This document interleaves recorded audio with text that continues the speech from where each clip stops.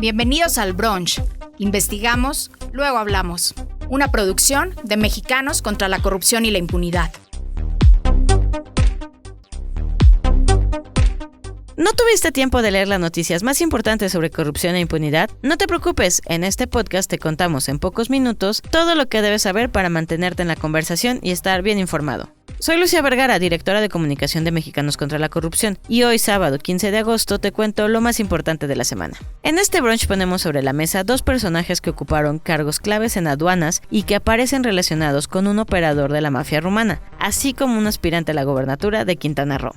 También hablamos de la detención del contador del hermano de Alito Moreno, señalado por presunta participación en un caso de peculado durante la administración del priista en Campeche. Además, revisamos las campañas de Morena que saltan las normas electorales y los riesgos que aparecen cuando las leyes contra la desinformación se van a los extremos. Así que, ¿ya tienes tu café o mimosa lista? Disfrútala y acompáñanos, porque el brunch de hoy viene acompañado de dinero público, poder, elecciones y un muy interesante debate sobre la libertad de expresión.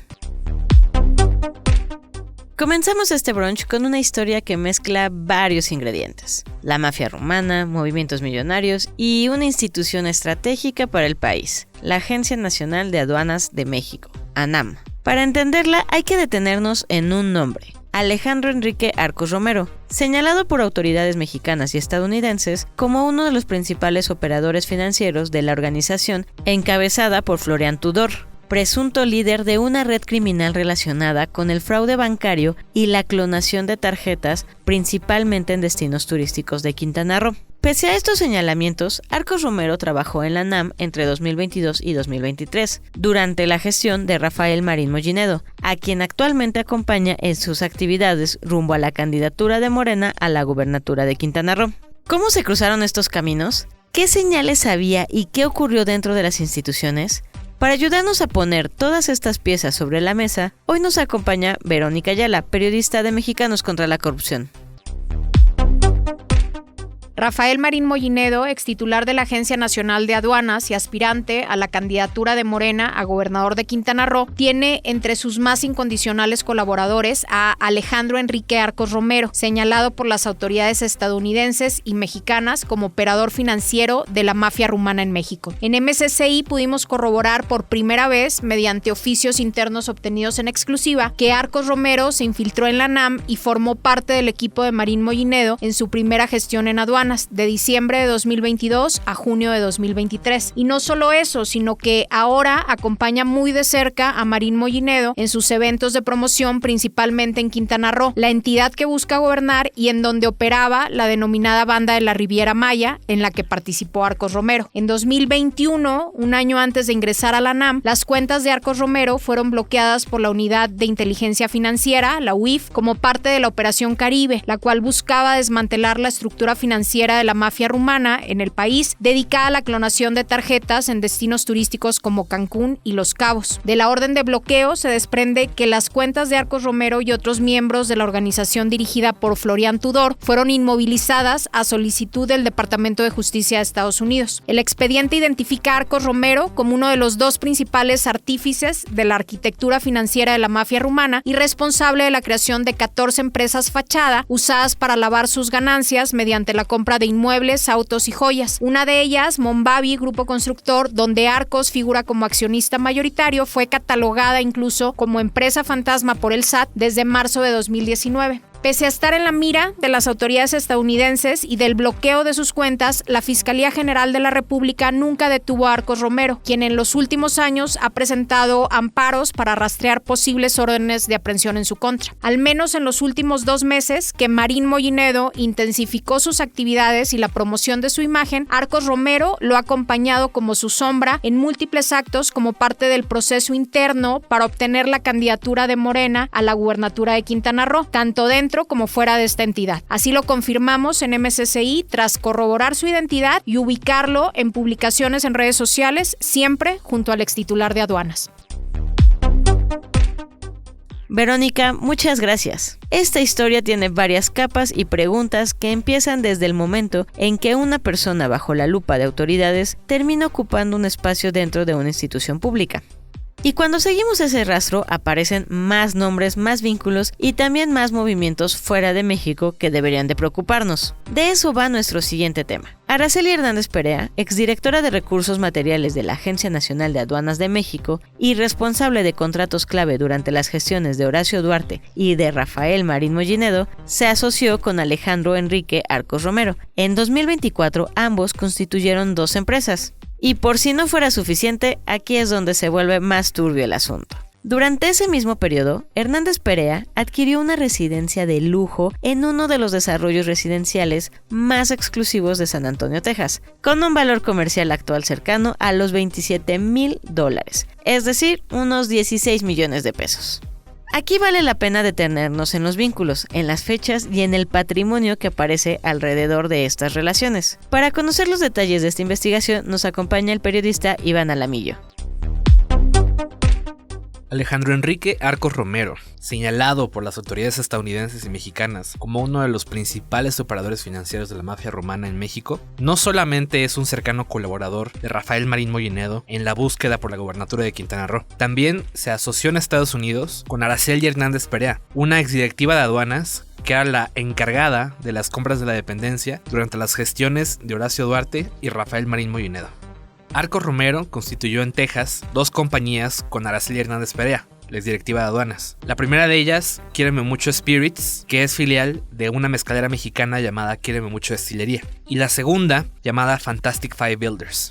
Ambas fueron constituidas en junio del 2024. A la par que estas empresas eran creadas, la exdirectiva de aduanas, Araceli Hernández Perea, también adquiría una ostentosa residencia en The Dominion, una de las zonas residenciales más exclusivas de la ciudad de San Antonio, en Texas. Esta propiedad la adquirió la exdirectiva de aduanas en $875,000, es decir, unos 15 millones de pesos. Actualmente está valuada en casi $930,000, cerca ya de los 16 millones de pesos.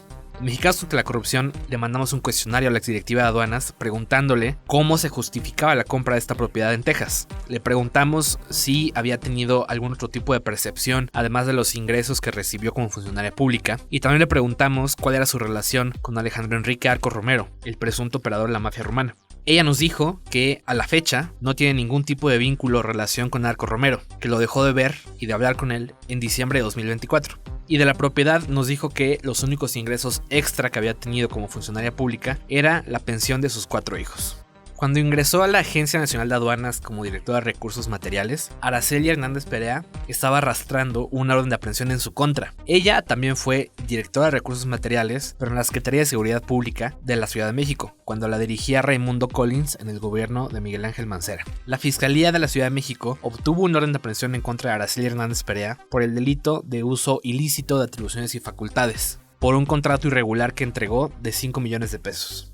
Una vez ya en aduanas, siendo la directiva y la encargada de compras, presentó un amparo en contra de esta orden de aprehensión. El juez terminó desechando o cancelando la orden de aprehensión en contra de la exdirectiva de aduanas. ¿Por qué? Porque consideró que el delito que se le imputaba había prescrito unos meses antes. Después de esto, Araceli Hernández Perea continuó otorgando contratos multimillonarios en aduanas relacionados con la seguridad nacional. Por ejemplo, ella era la encargada de asignar las contrataciones para los equipos de rayos X que vigilaban las aduanas del país y que eran las encargadas de inspeccionar contenedores, vehículos y equipaje. Iván, muchas gracias. Esta investigación nos deja claro que una empresa, una propiedad y una relación empresarial pueden convertirse en piezas de una misma historia. Y hablando de empresas, contratos y recursos públicos, nuestro siguiente caso nos lleva hasta Campeche. Aquí tenemos otra historia donde los contratos públicos ocupan el centro de la conversación. Luis Antonio Espinosa Campos, contador y representante de empresas vinculadas con Emigdio Gabriel Moreno Cárdenas, hermano de Alejandro Alito Moreno, fue detenido en la Ciudad de México por su presunta participación en un caso de peculado durante la gobernatura de Alito en Campeche. El gobierno estatal habría pagado 97 millones de pesos a Mayavisión, empresa fundada por Espinosa Campos en 2016 y de la que fue accionista mayoritario y administrador único. La Fiscalía Anticorrupción considera presuntamente irregulares al menos 36 millones de pesos, debido a la falta de documentación que acredite los servicios. Para contarnos los detalles nos acompaña el periodista Eduardo Buendía. Esta semana dimos a conocer en Mexicanos contra la Corrupción, por primera vez, que Luis Antonio Espinosa Campos, quien es identificado como contador y representante en empresas de Emigdio Gabriel Moreno Cárdenas, hermano de Alito Moreno, fue detenido en la Ciudad de México el día lunes a las 14:40 horas, a unos pasos de su despacho ubicado en la colonia Mixcoac en la alcaldía Benito Juárez. Esta detención es muy relevante, pues Espinosa Campos es uno de los personajes más cercanos al círculo de Alito Moreno, pues en ser detenido. Si bien diversas indagatorias por desvíos millonarios en el gobierno de Campeche ya habían involucrado a otras personas, secretarios de su administración o representantes o personal que tuvo cargos menores a medianos en su gobierno, pues el caso del contador Luis Antonio Espinosa Campos da un giro total a todas las investigaciones, ya que él fue una persona clave en la creación y en el llevar las empresas de su hermano Emigdio, y en todo su historial empresarial, Luis Antonio Espinosa fundó en 2016 una empresa que, es una televisora llamada Mayavisión, que recibió nada más y nada menos que 97 millones de pesos en pagos. A este personaje se le detuvo por el delito de peculado y se le acusa de estar relacionado en desviar al menos 36 millones de pesos. Hay que decirlo y explicarlo de una manera clara. Luis Antonio Espinosa Campos es contador del hermano de Alito, y en la gestión de este personaje, que hoy es líder nacional del PRI, resulta que hizo negocios millonarios, de los cuales se presume que en muchos de estos pagos por 97 millones de pesos que hicieron a la televisora de este contador, no hay respaldos materiales o documentales, por lo cual considera la Fiscalía Local que se trata del delito de peculado. Eduardo, muchas gracias. En casos como este, los documentos, los contratos y los vínculos empresariales son pieza fundamental para entender cómo se mueve el dinero público y dónde aparecen las señales de alerta. Y justamente cuando hablamos de reglas y de cómo se aplican, hay un terreno donde esta discusión se vuelve especialmente sensible: las elecciones. El terreno electoral está lleno de reglas, precampañas, campañas, financiamiento, propaganda y uso de recursos públicos. Todo tiene fechas, límites y procedimientos. De cara a las elecciones de 2027, el proceso electoral formalmente comenzará hasta el 10 de septiembre de 2026. Sin embargo, desde ahora ya vemos movimientos políticos que generan dudas sobre dónde termina la organización partidista y dónde comienza una precampaña anticipada. Esta semana, María Amparo Casar, presidenta de Mexicanos contra la Corrupción y la Impunidad, analiza precisamente la distancia entre las reglas electorales y lo que ocurre en la práctica, particularmente cuando se trata del partido gobernante. Te escuchamos, María Amparo.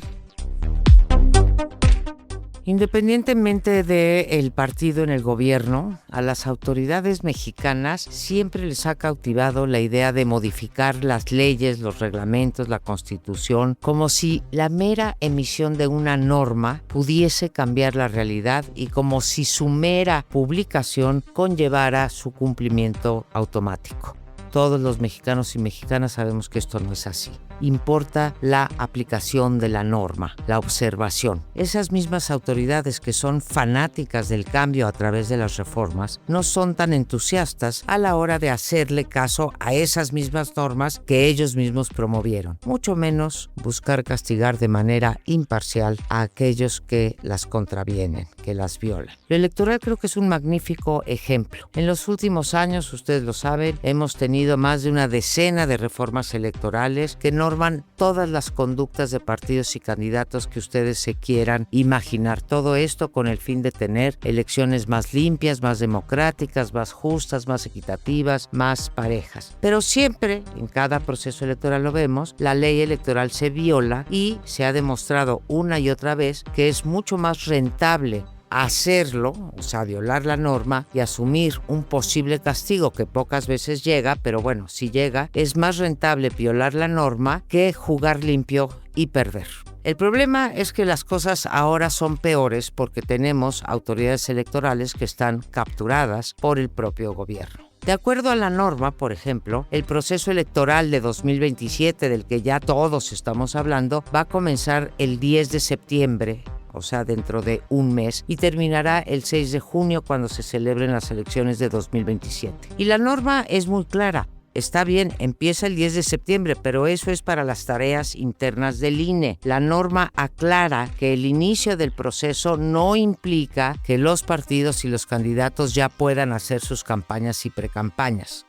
Estas no empezarán hasta la primera semana de enero del 27. En el caso de las campañas, van a durar 6 meses, o sea, van a concluir el 12 de febrero del 2027. Después hay un pequeño interregno y según el cargo las campañas van a iniciar hasta abril para terminar, como dije, el 6 de junio. Todo esto que les estoy platicando es de plano letra muerta, especialmente para el partido en el gobierno, que desde el 17 de junio, o sea, hace casi 2 meses, lanzó su convocatoria para las llamadas coordinaciones de comités de defensa de la transformación y la soberanía nacional.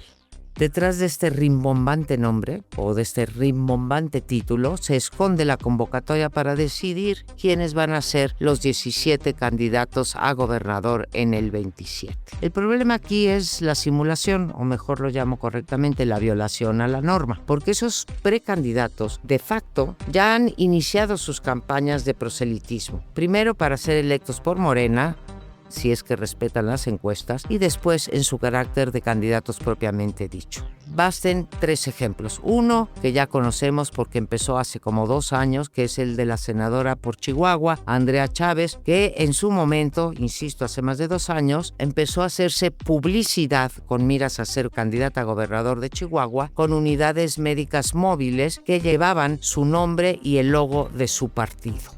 Le sigue un segundo caso, el de Andrés López Beltrán, que renunció a su cargo, como ustedes saben, partidario, y ahora anda con tareas proselitistas porque quiere ser candidato a coordinador de la 4T en el Distrito 6 de Tabasco. Y en este caso también se viola la normatividad electoral e incluso las normas internas del partido. Con todo, los dirigentes de Morena, en particular Ariadna Montiel, ha salido en su defensa diciendo que Andy López Beltrán está tomando las tareas de militante que todos debemos tomar en defensa de la Cuarta Transformación y de la soberanía y la transformación. Y para cerrar con broche de oro, pues tenemos el caso de otro personaje, funcionario de gobierno, que aunque ni siquiera ha renunciado y no sabemos si quiera buscar un puesto de coordinador, que ya anda haciendo propaganda electoral generalizada en favor de Morena. Se trata del secretario de Educación Pública, Mario Delgado, que tuvo la desfachatez de vender un programa social pagado con los impuestos de todos los mexicanos como un regalito de la presidenta Claudia Sheinbaum. Textualmente dijo, y déjenme ver mi nota, ya cayó el dinerito de la beca Rita Cetina, 2,500 pesos que les manda, repito, que les manda la presidenta como apoyo para útiles, uniformes o, por qué no, hasta para un buen libro. Así que no nos engañamos. Morena no está organizando comités ni asignando tareas militantes, está seleccionando candidatos, está haciendo precampaña y está utilizando cargos, recursos y programas públicos para obtener una ventaja electoral. Las fechas, los plazos, las prohibiciones siguen inscritos en la ley, pero han dejado de operar como límites reales para convertirse en estorbos que se rodean con puro eufemismo. Cuando la autoridad electoral está capturada y el partido gobernante puede decidir qué nombre darle a cada violación para hacerla sentir hasta como algo creativo, la competencia deja de ser equitativa mucho antes de que aparezca la primera boleta y mucho antes de que emitamos nuestro voto. Así están las cosas.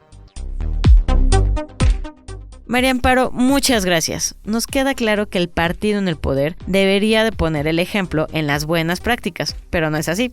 Las instituciones necesitan reglas claras, vigilancia y consecuencias cuando esas reglas se incumplen. Y mientras en México hablamos de cómo funcionan las reglas electorales, en Turquía encontramos otra discusión sobre los límites del poder y las libertades públicas. Nuestro último tema comienza con fútbol, pero rápidamente cambia de cancha. El periodista turco Buran Kan-Terzi fue arrestado este lunes 10 de agosto en el municipio de Bakırköy por orden de la Fiscalía General de dicho país. El cargo señalado fue la difusión pública de información engañosa. El origen del caso, una publicación sobre un supuesto traspaso de Jamal Musiala, estrella del Bayern Múnich, al Galatasaray. El club negó contundentemente la versión. Terzi mantuvo su información y aseguró contar con fuentes que respaldaban la posibilidad del fichaje. Hasta ahí tenemos una historia habitual del mundo deportivo. Rumores, fuentes desmentidos y redes sociales. Algo que leeríamos cualquier día. Pero el giro llegó con la intervención de las autoridades que aplicaron una norma penal de desinformación a un rumor sobre un fichaje.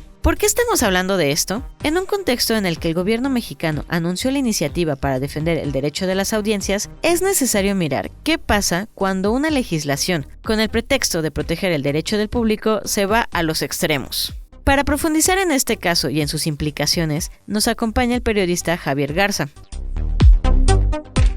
En Turquía podemos ver un ejemplo ridículo, aunque no por ello menos relevante, de lo que puede pasar cuando las leyes que supuestamente quieren proteger a las audiencias, que supuestamente quieren proteger al público de las noticias falsas o la desinformación, luego se llevan a un extremo. Está el caso del periodista deportivo Burhan Can Terzi, que está en la cárcel, fue a dar a la cárcel nada más por publicar un supuesto traspaso del jugador Jamal Musiala, una de las estrellas del Bayern Múnich, al equipo Galatasaray de Turquía. Es una nota que es cotidiana, es el pan de todos los días en el periodismo deportivo cuando se habla de traspasos o de fichajes entre los equipos profesionales, pero en este caso la Fiscalía de Estambul decidió poner a prueba una ley supuestamente contra las noticias falsas y una ley para proteger de la desinformación que había sido aprobada por el régimen del presidente Erdogan, que ha endurecido su control sobre los medios de comunicación durante los años que lleva al frente del gobierno de Turquía. Y Terzi fue a dar a la cárcel nada más por publicar una noticia que igual y puede ser desmentida al día siguiente, pero que no por eso necesariamente amerita que un periodista vaya a dar a la cárcel. Imaginemos si aquí se aplicara lo mismo para todos los periodistas deportivos que un día dicen que el jugador fulano va a ser fichado por tal equipo y luego se equivocan, pues tendríamos a todos los periodistas deportivos del país en la cárcel. Pero ese realmente no es el propósito. El propósito es poner a prueba una ley que pretende sofocar la libertad de prensa, ¿no? Que pretende intimidar a los periodistas con una espada de Damocles para que tengan la impresión de que ahí está la amenaza de la cárcel cada vez que publican algo controvertido o polémico, o que el gobierno luego diga que no es cierto. Aquí en México, por ejemplo, con todo este debate sobre los derechos de las audiencias y sobre cómo proteger a las audiencias de la desinformación, pues hemos visto cómo se está gestando un modelo en el que el gobierno es el que diría qué noticia es verdadera y qué noticia no lo es. Y en ese sentido, por ejemplo, un reportaje de investigación que revele un caso de corrupción en el gobierno, en algún gobierno estatal, en el gobierno federal, si la presidenta, si algún gobernador, si algún secretario de Estado dice esas son fake news, pues puede ser que nada más por decreto esa información se dé como falsa y los autores puedan pagar un costo penal, ¿no? Puedan ir, por ejemplo, a la cárcel o que su medio pueda enfrentar una multa. Creo que el caso turco nos expone muy bien cuáles son los extremos a los que se pueden llegar, los extremos tan ridículos, y sobre todo cómo se puede crear un clima de intimidación contra los periodistas como el que estamos viendo que aquí el gobierno federal quiere crear en México, ¿no? Haciendo sus listas de los periodistas a los que acusan de ser periodistas que inventan o que mienten, cuando en realidad lo que hemos visto en esas listas son periodistas que han hecho importantísimos trabajos de investigación, que han revelado corrupción, negligencia, omisiones, abusos de poder en este gobierno y en gobiernos anteriores, pero que ahora obviamente las autoridades quieren sofocar porque ellos se quieren erigir como los dueños de la verdad. Muchas gracias, Javier, por acompañarnos. Nos quedamos con una pregunta en la mente. ¿Qué pasa cuando una autoridad tiene la facultad de decidir qué información puede circular y cuál merece un castigo? Y con todos estos temas terminamos por hoy. No olvides compartirlo y seguirnos en todas nuestras redes sociales para mantenerte informado y sumarte al combate contra la corrupción y la impunidad. Y antes de irnos tenemos un aviso muy importante. Durante algunas semanas haremos una pausa en el brunch, pero no te preocupes, nos escuchamos muy pronto. Y no olvides seguirnos en nuestras redes sociales para enterarte cuando estemos de vuelta. Hasta el próximo brunch. Esto fue El Brunch. Investigamos, luego hablamos. Producción y dirección, Lucía Vergara. Guión y contenido, Janine Baquerí. Voz, Verónica Ayala. Gestor de entrevistas, Ricardo Alvarado. Asistentes de producción, Iván Cerón y Emanuele Aguilar. Diseño de portada, Paola Calvo. Una producción de Mexicanos contra la Corrupción y la Impunidad.